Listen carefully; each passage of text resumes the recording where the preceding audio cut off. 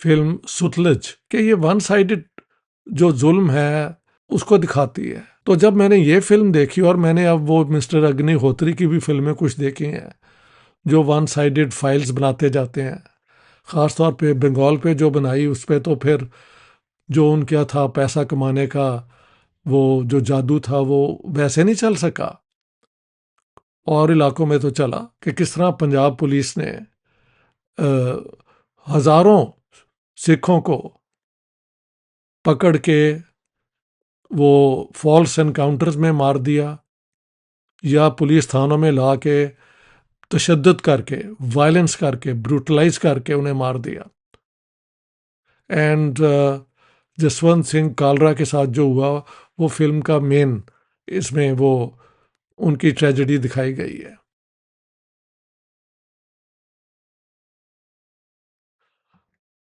खुश आमदीद दोस्तों, आप सबका स्वागत है। मैं हूं डॉक्टर इश्तियाक अहमद। आज से 2 दिन पहले मुझे इत्तफाक हुआ फिल्म सुतलज, जो एक ईस्ट पंजाब के अंदर जो 1980s 1990s में Khalistan Bhindranwale versus Indian government, Indira Gandhi का कत्ल, ये सारी बैकग्राउंड के ऊपर ये फिल्म है सतलुज। दरियाए सतलुज के हवाले से कि वहाँ पे लाशें जो हैं वो फेंकी जाती हैं, और ख़ास तौर पे जसवंत सिंह कालरा जो वन ऑफ द सिक्स, जो ये सारी अ, पुलिस की तरफ से जो एनकाउंटर्स करके सिखों को मारा गया, और उनको अकॉर्डिंग टू द फिल्म उनको भी वहां गोली मार के सतलुज में फेंक दिया गया, दरिया के अंदर। तो ये फिल्म वैसे वेरी पावरफुल, और जो ईस्ट पंजाब में हुआ 1980s में 1990s के अंदर तक, वो उसका पूरा एक इफेक्ट आपको मिलता है।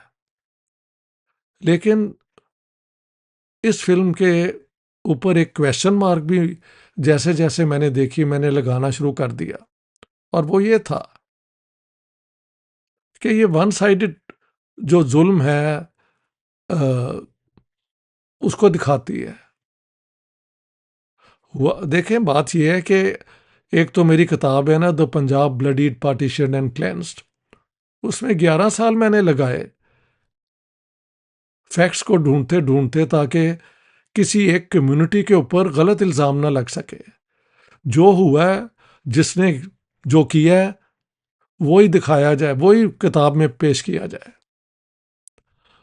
तो जब मैंने ये फिल्म देखी, और मैंने अब वो मिस्टर अग्निहोत्री की भी फिल्में कुछ देखी हैं जो वन साइडेड फाइल्स बनाते जाते हैं, ख़ास तौर पे बंगाल पे जो बनाई उस पे तो फिर जो उनका था पैसा कमाने का वो जो जादू था वो वैसे नहीं चल सका, और इलाकों में तो चला।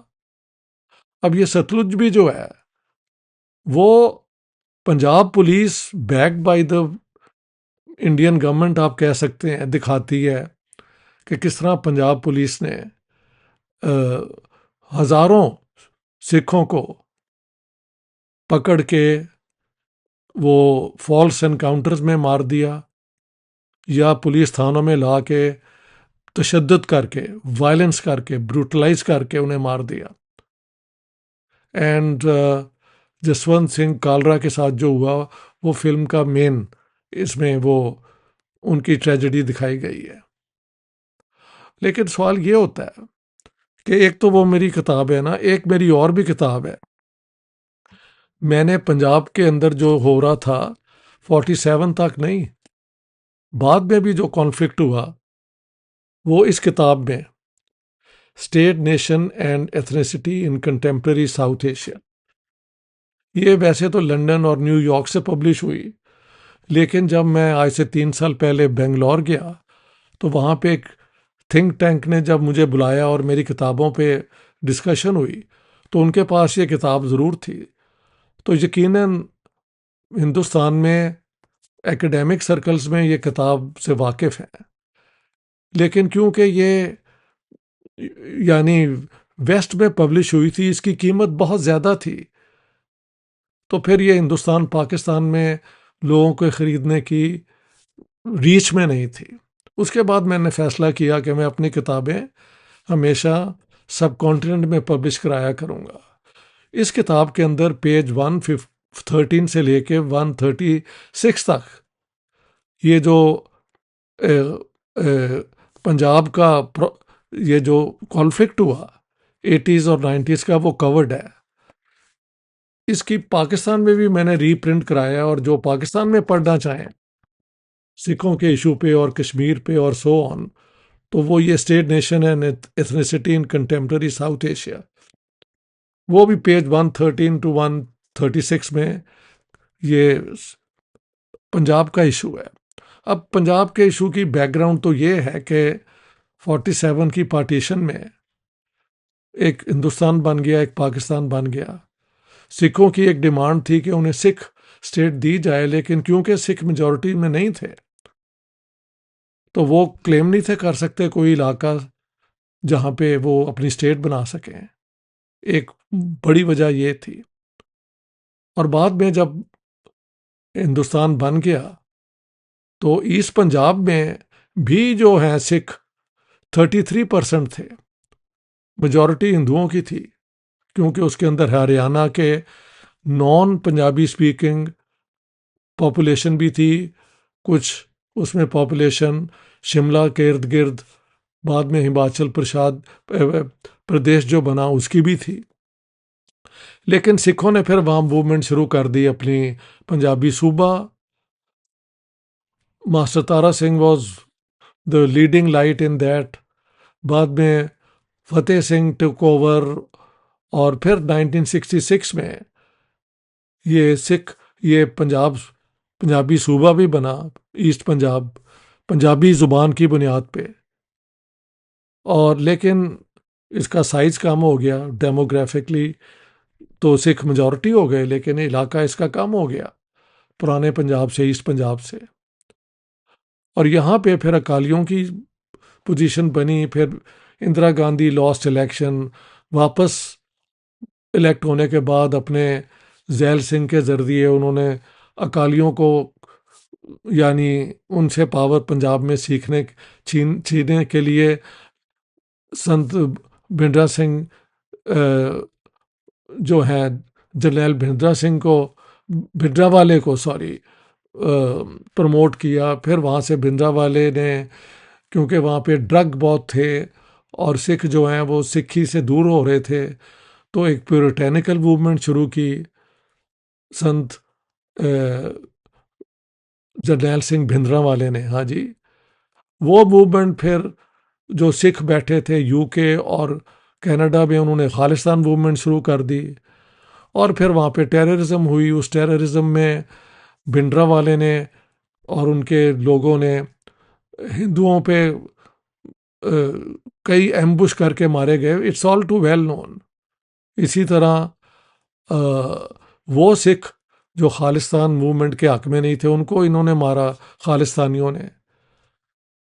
आज से 3 साल पहले पंजाबी यूनिवर्सिटी ईस्ट पंजाब में मुझे एक एकेडमिक जो है उनके कत्ल कर दिया गया था 1989 मई में। तो मुझे उस मेमोरियल लेक्चर पे कहा गया कि आप बोलें।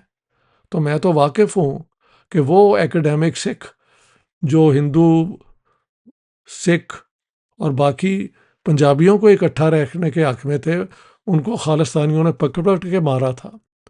हिंदुओं को भी मारा, सिखों को भी मारा। तो ये सारा मुझे पता है। तो जब मैंने ये फिल्म देखी तो मेरी ऑब्जेक्शन यही है कि ये फिल्म वन साइडेड है, झूठ नहीं है, मगर ये आधा सच है। और आधा सच जो है वो पूरा सच नहीं होता। और मुझे खुशी है कि कुछ इंडिया में सिखों की आवाज़ें भी इसके खिलाफ क्रिटिसिज्म में आ रही हैं। एक तो है बलविंदर कौर नंदनी, उन्होंने एक छोटी सी क्लिप बना के मुझे भेजी। उसको देखने के बाद मुझे भी हिम्मत हुई कि मैं इस पर बात कर सकूं।